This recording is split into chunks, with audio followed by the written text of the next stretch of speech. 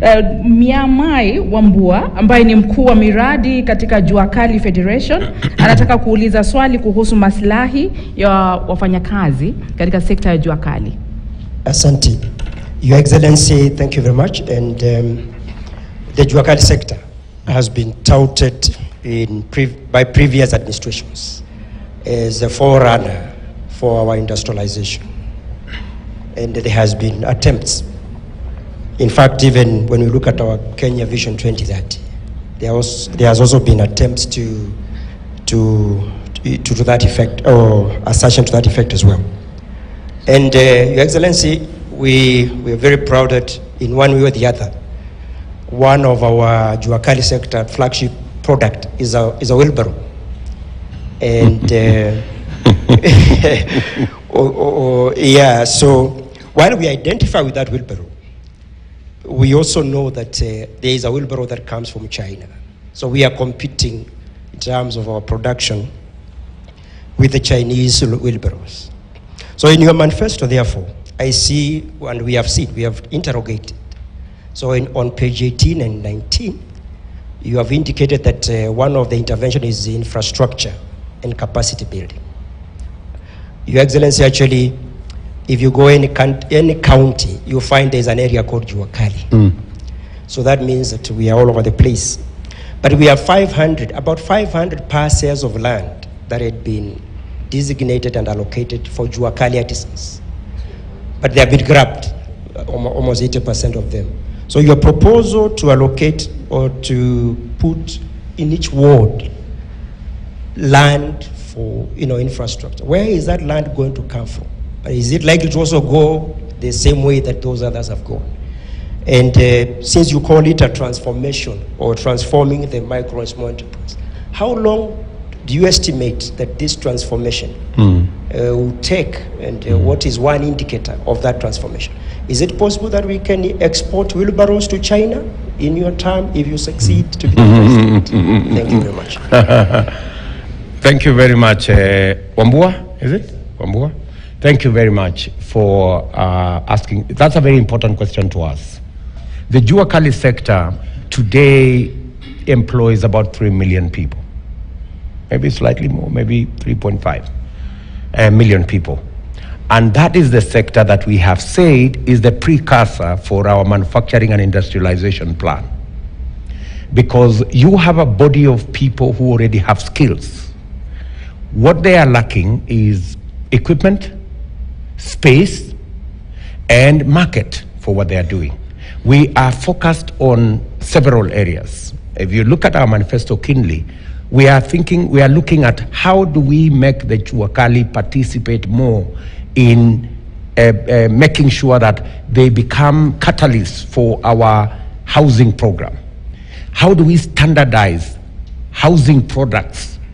We have a standard window that the Jua Kali can produce in mass. We have a standard door. We have a standard door holder. We have a standard window holder that the Jua Kali can produce in mass and make sure that we reduce the cost of our building infrastructure. We reduce the cost of building products. If you produce doors in mass, we can reduce the cost by up to 40%. Today, we are producing designer doors for every house. It is different from the other one. Every door is different from the other one. And the cost of a designer is the cost of a designer. It's very expensive. But if we were to standardize, we can scale up the Jua Kali. That's number one. Number two, we are looking at which are these other products that we can produce. I have told you we are targeting leather, we are targeting textile, because these are labor-intensive value chains. This will give us the jobs we are looking for. Let me give you an example. Today, we are importing all the shoes for our children who are going to school. What will happen if we decide that in every county, we are going to make the shoes for our children? We are making 15 million shoes every year for our kids who are going to school. That's a huge industry. We're going to hire there 200,000-300,000 people to make shoes just for our kids going to school. And we have said differently, we are going to use Kenyan leather that is being thrown today, that is being eaten by dogs, that farmers are complaining they don't know how to dispose it.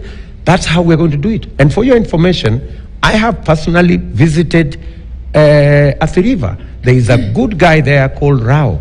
He is turning our leather into gold, you know, just here in Athi River. So that whole Juakali sector is the place we are going to do our leather industry, our textile industry, our products of construction products industry, and most of the time it's just lack of equipment, because equipment sometimes is very expensive. In fact, for example, just allow me to say this. I bought this bench in my place in Karen. And the fellow who sold me that bench told me he just needed an equipment of 70,000 shillings to bend the steel. You know, he was bending it using his own his muscles, and it was taking forever. So there is just basic equipment given to the Juakali sector, and we can easily double the number of people who today are serving in the Juakali sector. And we have said in our manifesto that we are going to connect every Juakali, and we are now going to give it a different name, not just Juakali. We're going to connect them to our TVETs, so that as the graduates come out of our TVETs, their skills are readily available to scale up our Juakali sector. That's the area where we intend to create jobs. And that's a very big space. And it will also help us with our program on housing that is supposed to create jobs. Remember, every intervention we are looking at is how do we create jobs, because we have 5 million young people in Kenya today with certificates and degrees and diplomas who have no jobs. So that is our target. We are focusing on where do we create the jobs. Juakali will give us the jobs. The leather value chain will give us the jobs. The textile value chain will give us the jobs. Those are the spaces we are looking at. Our housing plan is going to give us the jobs we are looking for. Ask about where the land is going to come from briefly before we move on. What we are going to do is, we have land that is available at the moment, but we will go out of our way and buy land, you know, and designate, you know, these as industrial zones. There is no shortcut. You know, if you have to scale up what you are looking for, you not only buy the land, but we are saying everywhere where we have land, we will scale up the infrastructure. You've seen it in our manifesto. We have talked about the infrastructure to scale up all the Juakali sectors. Where we do not have land, we will buy the land and build the infrastructure. Because with the infrastructure, the Juakali themselves can catalyze the whole creation of jobs.